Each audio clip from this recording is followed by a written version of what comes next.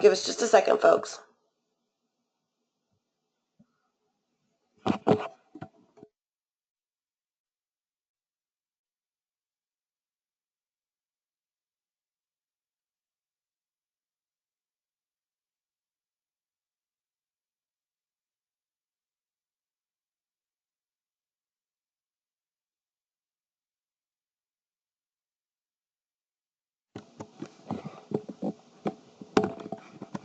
Excuse the technical difficulties. Give us just one moment.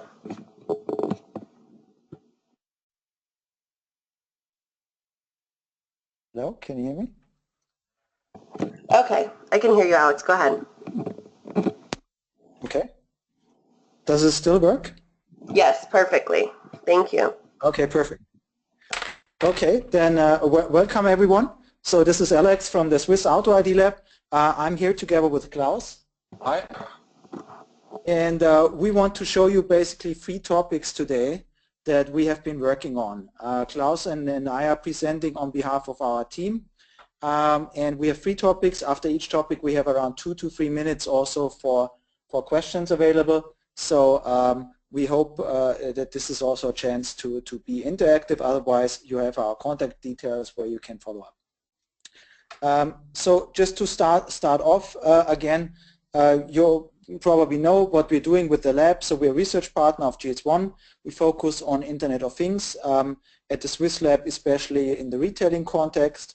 There are also a couple of other labs like Cambridge in the UK or MIT in the US who has done the last webinar. And then there are 3 Asian labs, Fudan, KAIST, and KEO. You see our website down there. The .org is the global one and the CH is the one of the Swiss lab. So our team is basically a list of researchers. We're around 30 PhD students in the Internet of Things field. Dedicated for the Auto ID Lab are the people that you see here. And with me here is Klaus, and the work we present today is from Dennis also and from Ryan, who are not presenting but who you might see at the Global Forum or other GS1 event. Okay, so these are the 2 guys that you will hear talking now, and I would start now with the first topic. So the first topic is proximity-based services, and we started off looking at where the industry is today. And you know, there are 2 different kinds of products. There are smart products, which generated a lot of noise in the Internet of Things area. One of the most well-known ones is of course Nest, which was acquired by Google and for a couple of billions and therefore generated high visibility. But there are also other tools where mini computers are included in the products and give them communication abilities. The big question that we were facing is what happens to the rest of the products that are not smart, so they don't have a computer built in, that are not connected yet. And we wanted to use that as a hook for services. So we looked at the steps which are out there already, and there's a lot of great things out there. On the left-hand side, you see different connection platforms, like our colleagues from Everything, who have done a great job for serialization of products and so forth. Google with physical web, and of course also iBeacons. So this is more from the technical part and how do you connect things. And on the right-hand side, you see an example from Amazon. Maybe you heard of it, like the replenishment service, Amazon Dash. So basically you push a button and then Amazon takes care of the replenishment. So whenever you run out of certain products, you trigger the button and therefore get things replenished. So we were asking ourselves, how can we take this to the next level and how can we address this on a bigger scale, focused really on the service topics. From the consumer point of view, there is the question, I want to access a service related to a product that I have in front of me. So how do I do that quickly? Probably every one of us knows the situation when you need to scan a barcode with your phone. We don't do that every day, so typically the question comes up, where is the barcode scanner again on my phone? Do I even have a barcode scanner installed? So this is not really what's easy to use and is a lot of distraction. As a second point, something like a single service that's used most of the time with iBeacons or Amazon Dash is nice, but if you have multiple services in the same area, you don't want to get spammed. So as a user, I don't want that I walk somewhere and then my phone gets a lot of messages from all the different products around and just spams me. The third part is we have to be a little bit smarter to understand what the current context of the user is. So if I'm standing in front of the fridge or I'm standing in front of the coffee machine, it's maybe something else than I need than if I stand somewhere at the bathroom, for instance. So that's the consumer point of view. From a manufacturing point of view, the question is, how can I connect the products that I sell with services? As you know, in many other industries, services are a major source of revenue. And how do we secure that? Because at the end of the day, a consumer wants to get in touch with a manufacturer, and you do that quite indirectly, using the web page, looking for the manual, calling up the support line. So many channels that are taking quite a detour always through the web and a lot of manual input. So if we want to extend it from just a single service like replenishment, like Amazon did, what's required to map product IDs with service IDs? And we know with product IDs, GS1 is already quite familiar, but has not looked so far at a bigger scale on how do we connect service IDs, what do we need to capture them, what do we need to do the mapping in the right way, what are also meta services, and what is the opportunity for standardization in that area. And of course the third point is whenever there's services that are involved by a third party, it's on the one hand a good side thing because of the ecosystem thinking, because it opens up opportunities. For instance, that someone who has knowledge on repairing a certain appliance can suddenly be listening on a product ID, but how do you make sure the quality of the service delivery is good? So we did a first step in that direction by building a prototype. So that's a typical part in our research that we say, okay, on the one hand, we're interested in publishing, of course, in the academic journals. On the other hand, we always try to balance it with doing something in the. And what you see on the right-hand side is basically an iBeacon on steroids. So it's an iBeacon that has some more intelligence to do the proximity matching, but basically the big difference is there's a button on it, because we don't want that users get just spammed by walking by a button, but the user triggers the initial contact and starts a dialogue. So where do we test it? Basically, we selected an office in Munich where we tested it with a lot of different services, from reordering paper for your printer to refilling the filters for your coffee, to counting the number of bottles that someone consumes from a fridge. So a lot of different services, and we did a comparison study. So we invited the people there to participate. In the first phase, we compared QR code versus the best-in-class iBeacon solution, and then based on the feedback, that gave us actually the idea for the Bluetooth button. And to show you a little bit how that works in action, we have a small video to illustrate that.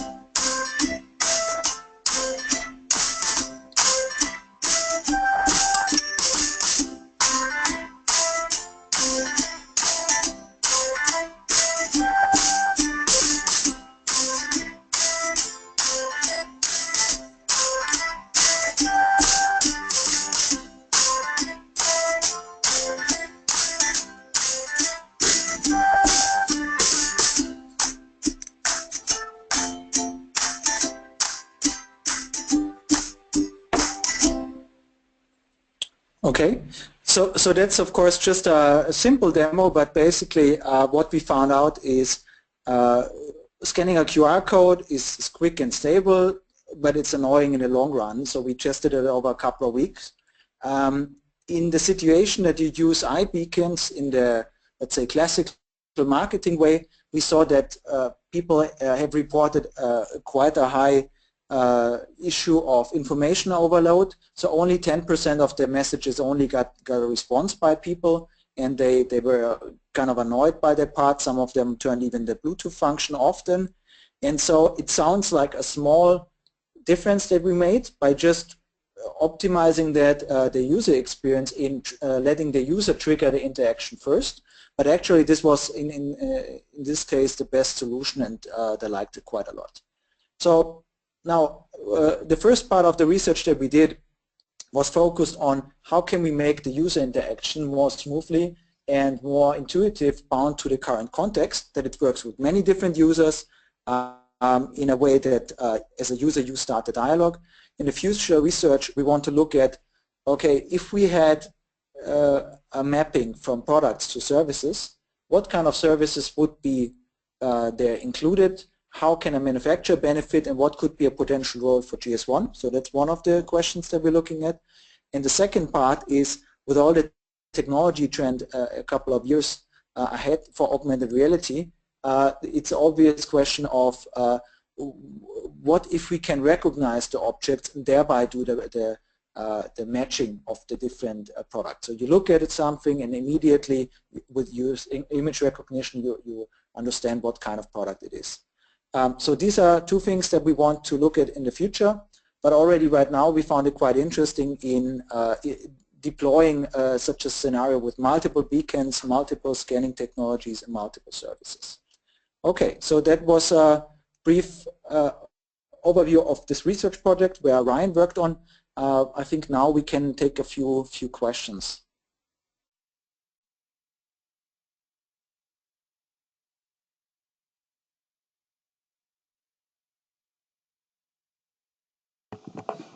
Don't forget to unmute yourself and then go ahead and ask the question, or you can type it in the questions on the right-hand side.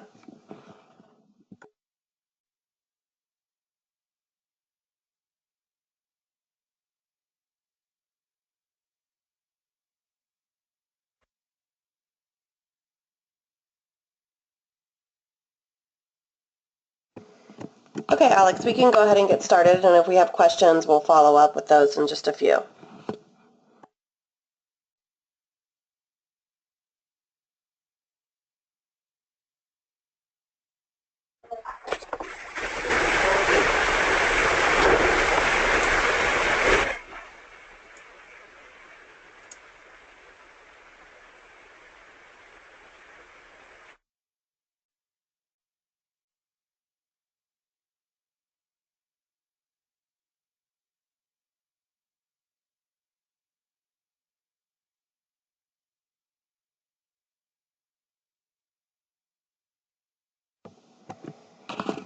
Okay, Alex, go ahead.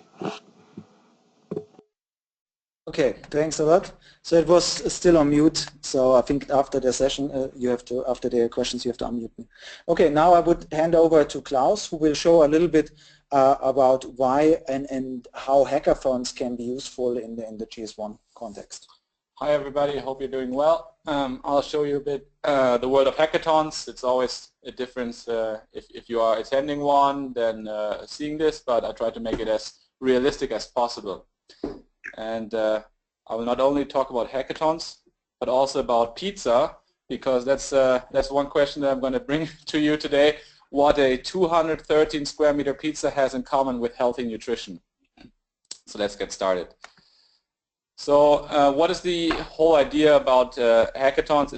It's a place where you can interact with young developers, and what's motivating young developers is that there's a so large market for apps right now. You have more than 1 million apps on iOS and similar on Android, and what you can clearly see as of now is that the APIs, so the data interfaces, are the standards, so to say, for the next generation of apps. And hackathons are a unique opportunity to bring young developers in touch with GS1 standards.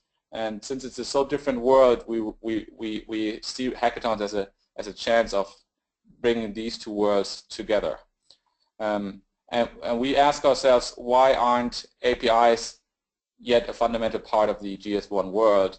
As standards, they should be easy to learn, they should be implemented well and further support different use cases, and that's clearly what APIs ideally do. And therefore we truly believe that GS1's APIs, or the GS1 APIs that are to be built, can be really tested under realistic conditions in hackathons. So what is a hackathon? It's a fest for developers, for programmers, to create innovative ideas and apps in short time periods, for instance 1 to 3 days. And it's all about programming, learning to program, or applying one's skills, having fun, and being innovative. Successful examples are Twitter, which was born at a hackathon, but also many other ideas have been originated in hackathons. And our affiliated hackathon is ETH Zurich, which is just in the same city as we are. And here every year it's the largest hackathon in Europe. We had over 500 programmers last year and 123 apps that were built in 40 hours. And we, as the Outdoor ID Labs, host the Retail Innovation Workshop there. Now we did it in 2014 and 15, and we're planning to do it this year as well. So it's already our third iteration here. And first of all, I would like to give you some impressions of what ETH Zurich is like. And first of all, it's also upcoming this September, so if you plan to attend, just let us know. It's in mid-September here in Zurich. So here you see before picture, that's before staying up 3 days straight. These are not all the 500 participants, but we had 2 rooms where they were sitting. Further, this is how they work. So they work in small teams. They program together. This is what a hackathon typically looks like. You see lots of young people working on data, on APIs, and developing solutions to a challenge. I have brought a really short movie to show you a bit more how ETH Zurich works, and this will make it much clearer, I think. We provide participants with diverse and brand new technology and large data sets. We see ETH Zurich as a symbiotic system. We bring programmers and companies together, and both benefit from each other's presence.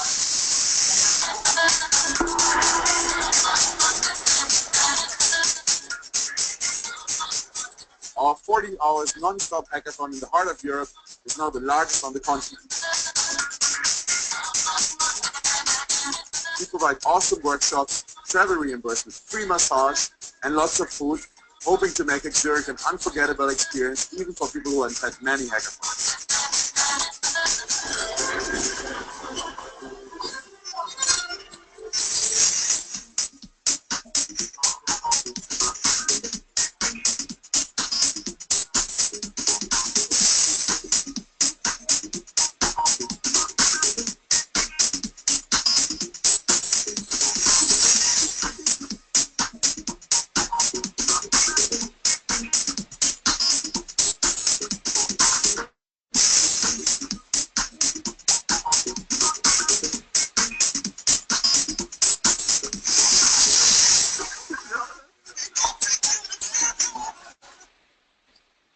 So that's a bit of an impression about a hackathon, or specifically ETH Zurich is all conceptualized and founded by students who run this very successfully. And what you see is clearly food is a high priority at a hackathon. So we provided 213 square meters of pizza. So on average, that's 1 pizza every 8 seconds over dinner. Quite a massive amount of pizza at a hackathon. But it just is part of the culture.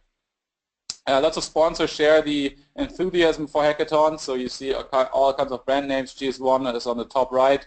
Yeah, lots of companies innovate at hackathons nowadays, and I think that's truly because it makes so much sense. We did it twice already in 2014 with Migros. and 2015 with Valora. Those are the two of the very leading retailers in Switzerland, the very largest ones. In Migros, in the case, more grocery retailing. Valora, more the kiosk retailing. In 2014, we hosted an API similar to GS1 Source. It was centered around product master data. So we had pictures, nutritional information, CO2 data, descriptive data, prices, etc. On product items.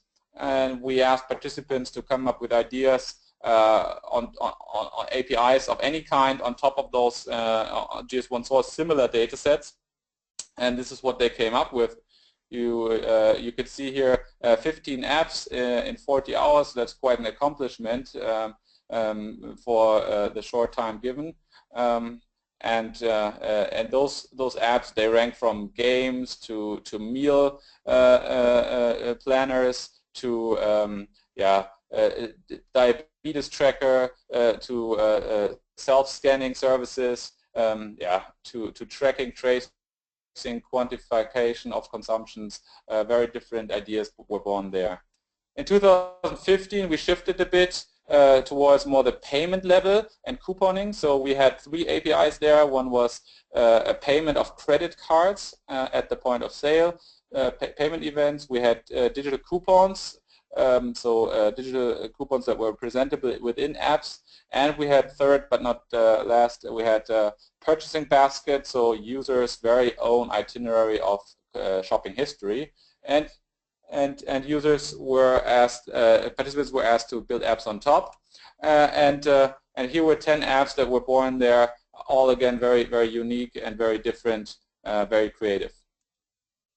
So one example of what 213 square meter of pizza have to do with the healthy nutrition is that an app was born there, Swiss Food Quiz. It's a health-oriented game, serious game in Switzerland, quite successful in the App Store now, and it's a project between GS1 Switzerland and the Swiss Society for Nutrition and us that's being conducted still now and being developed more and more.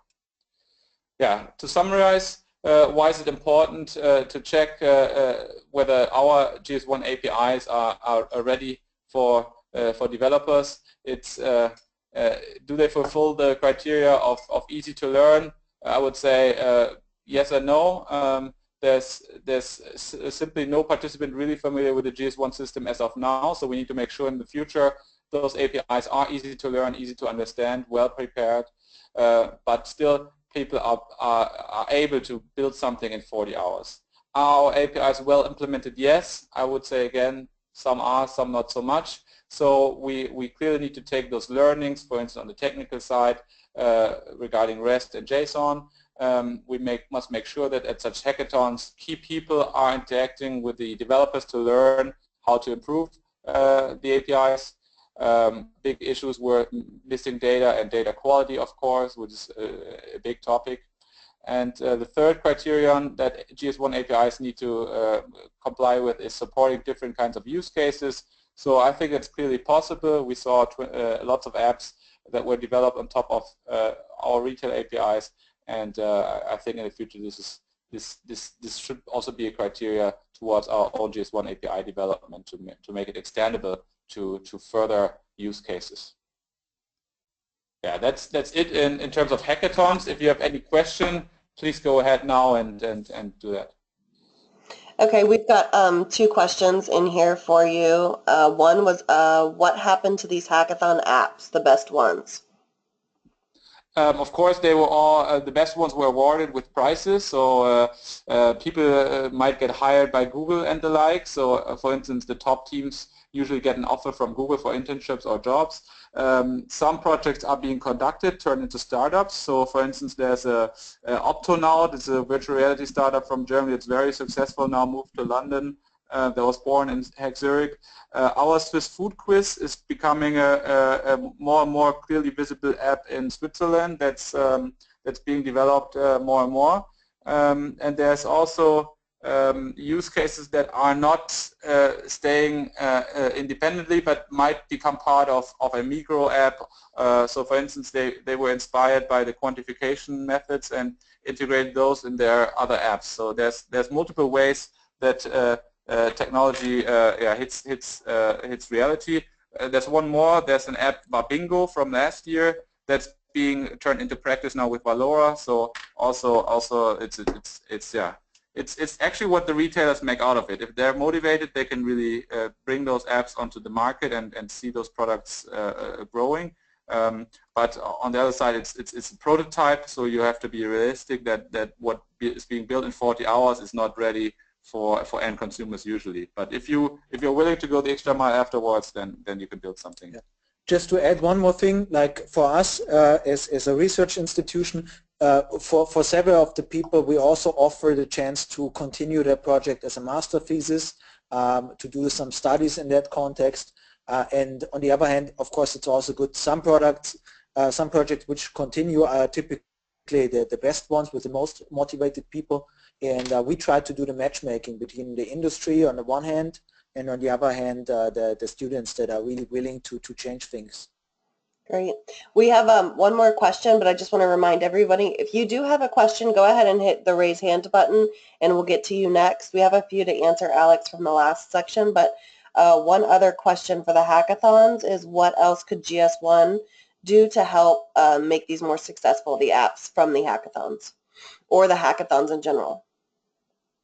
I think the biggest priority would be to create APIs that are public, so developers can continue using them after hackathons. So for instance, be it on GS1 Source, open those APIs to more and more developers. I think with Swiss Food Quiz in Switzerland, we have found a very prominent example that uses GS1 data from the Trustbox, the GS1 Source implementation here, that is successful. So there are apps that want to use this data. Make those API public and people will use them. Yeah. So I also agree with what Klaus says. Maybe just to add, I think one part is really leading the industry step by step towards that, because many are afraid if suddenly, you know, young developers start building applications on top of that. Like, is that allowed? Is it okay? Is it dangerous for the company? You know, in many other industries, this is standard that APIs are part of our ecosystem, but I think the industry needs to be educated step by step. That and there are some very innovative, good examples, but not everyone sees that yet. And on the other hand, what Klaus said, lowering the barrier, like for a single developer to use that, I mean, that was so inspiring to see that after our workshop, suddenly they knew what a GTIN is and then stuff like that. Before, they had no idea that a GS1 system like that even exists. Okay. All right, looks like we have a few questions from the last section that you went over, Alex, and one is, can you explain quickly how this is different than the Dash? Yeah, basically, so our focus was on the front end. So saying of how can we connect it really easy with multiple services. The Dash is a single service part, which is good for some purposes because you press and it always replenishes. And we saw the need that you're able to leave a comment for someone else, to rate something, to get support, so that you can consume more than one service, extending that part, because we wanted to find out, is it too complex for people or would they understand? Because at the end of the day, if you have a button for each service, a physical button, that would be just too cluttered in your kitchen. So it sounds like a small innovation on that part, but it actually was fun to try out, and we saw that people can very well handle that. Okay. One other question or a statement, great job, first off, and then it says down here you referred to product ID mapped to service ID. Should the service ID be an open standard or just a proprietary ID generated by the service provider? Yeah, that's a very good question. I don't have an answer for that yet. I just see that more and more startups are popping up who offer specific services, and there's a lot of movement in Europe around repair and recycle and support, like neighbors helping you to install your internet router correctly and stuff like that. At the moment, this is just proprietary, which is good in the beginning to start with, but then the question is, who would build on that initial momentum? And check if that would be something which is worth standardizing in a GS1 context. So this is still to be determined. We just see that more and more like these things come up, and that also services that are initially only offered by manufacturers, like warranty extension, are sold now by retailers like for instance Best Buy, who sells then an additional insurance service. And this unbundling of parts opens up new opportunities, and so that's why we said, okay, might be an area which is worth investigating. Okay, great. Well, it looks like there's no other questions for now. Again, folks on the call, just remember, if you want to raise your hand on the right or just ask the question, I'll unmute you and we'll move forward. But if you want to go ahead, Alex. Sounds good. Cool. Thanks a lot. Okay, so now I jump to the third topic, and again, we're just giving you like a brief spotlight on some of the projects that we're doing. The last one, we're quite excited about this one because this is going to start soon. At the first glance, it doesn't look like something big and new because many people do self-checkout, and that actually was also our initial reaction. We said, okay, look, there's already self-checkout there, but when we were in touch with this retailer, we realized there's a lot of difference to the current state of the art. So the state-of-the-art self-checkout, and even if you use your phone in a big supermarket, you always have to go through a certain station where there's packing and stuff like that, and certain user interface. So you see all these big machines and dedicated zones for self-checkout. So the challenge that we saw was a little bit different, and that was basically in smaller retail stores like this convenience store chains, where in Switzerland it's highly driven by the commuting culture.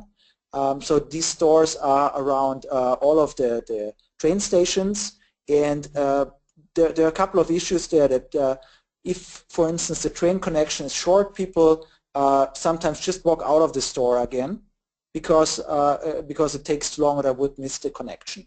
And so the first thing that we did is, of course, we tried how would a self-checkout experience look like in such an environment where people typically only buy one or two products, where the time in the store is typically just a few seconds, and where currently there's no customer loyalty card. So unlike the big supermarket chains where over 90% of the revenue is in loyalty cards, there's no loyalty card for this kind of situation yet. And yeah, so I just wanted to show you a quick video and then maybe see your reactions from our very first test of how a self-checkout could look like.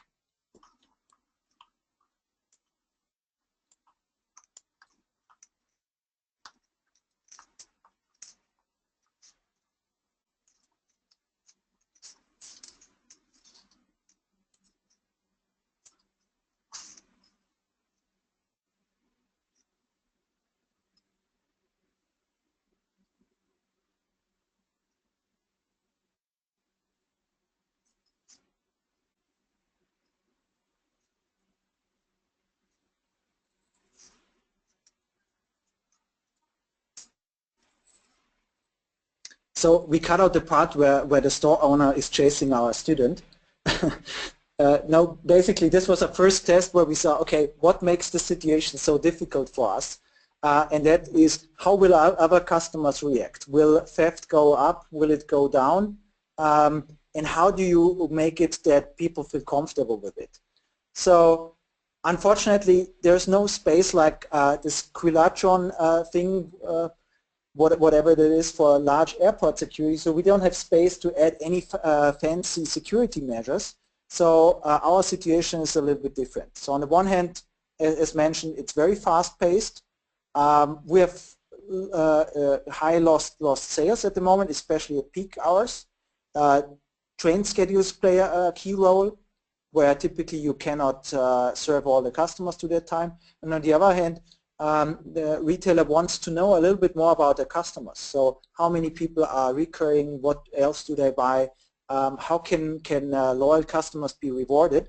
And the big question that was open is, how can we build a completely mobile checkout solution where you go in, scan, pay, and walk out again without theft numbers shooting up? So these are the issues that we wanted to address. How we address it, this is a solution the first iteration that we want to use now. So basically you just have to tell the app in the beginning which store you're in to make also sure you get the correct prices, and we do some checks there. Then you scan it, then you hit checkout, and then we introduced a physical touch point. The good thing is this is only to signal to the other users. So at the moment we used an iPad which turns green, and this is mostly to give you a feeling, okay, you are allowed to walk out, no one will chase after you, and also the other customers know that you did something which is okay. And this is exactly the area where we start then experimenting with what do we need in terms of feedback later. So in the beginning it will be just like a green screen, then maybe we talk to people with their first name, maybe we show what people are buying, so we can measure what is the best effect on usage. Will people use it more? Where do they feel more comfortable? And we also do in the beginning of the study and at the end of the study inventory count to get a feeling of how this will change. So just that you see the current prototype. So this was programmed by our master student Pascal, which you have seen before. The same steps again. So this is actual screenshots there. So you check in basically. We do it with 3 different store formats. Then you can scan the different products, and we're building on the barcode engine of Scandit here, who have done really a great job with that one. And then basically at the end you can just check out. Normally in this setup people would have probably 1 or 2 products at most, but it can support also more. And then this is basically the additional layer where you scan a QR code which is just put there for security reasons. So this is no direct function except for the signaling, and then we turn the iPad to a green part. So where do we stand with this?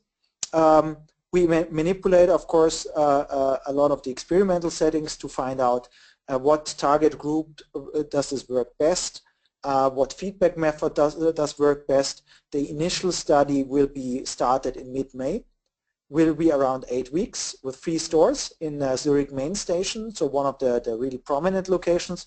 At the beginning we limited to 200 study participants, so it won't be a lot of transactions per week, but it will give us first insights on what could work and what could not work. And so we try to see what would happen if you push self-checkout into more and more forward. Okay, and this is again just the stores that you see how they look like and where they are. And yeah, if you're interested in learning more, we will of course publish the results there. We think this will be quite valuable also for the big supermarket chains to see how can a completely mobile first and lightweight solution be effective, and what are the learnings from that. And with that, basically I wanted to conclude our presentation part and lead over to a couple of questions.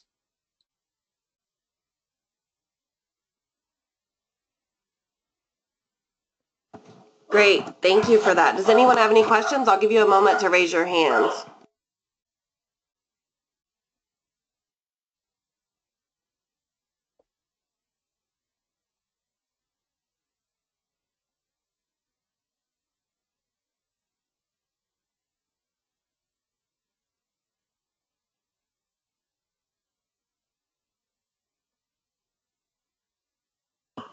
Great, it looks like there's just a few comments saying that great job, they really enjoyed the presentation. All of this information will be shared with each of you on the end zone. We will have a copy of this presentation as well to share. If you have any questions, please feel free to reach out to myself or Adam, or now you have Alex and Klaus's information as well. Thank you very much for your time today. Thank you for having us. Thanks a lot. See you soon. See you soon. Thank you guys. Thanks to everyone on the call.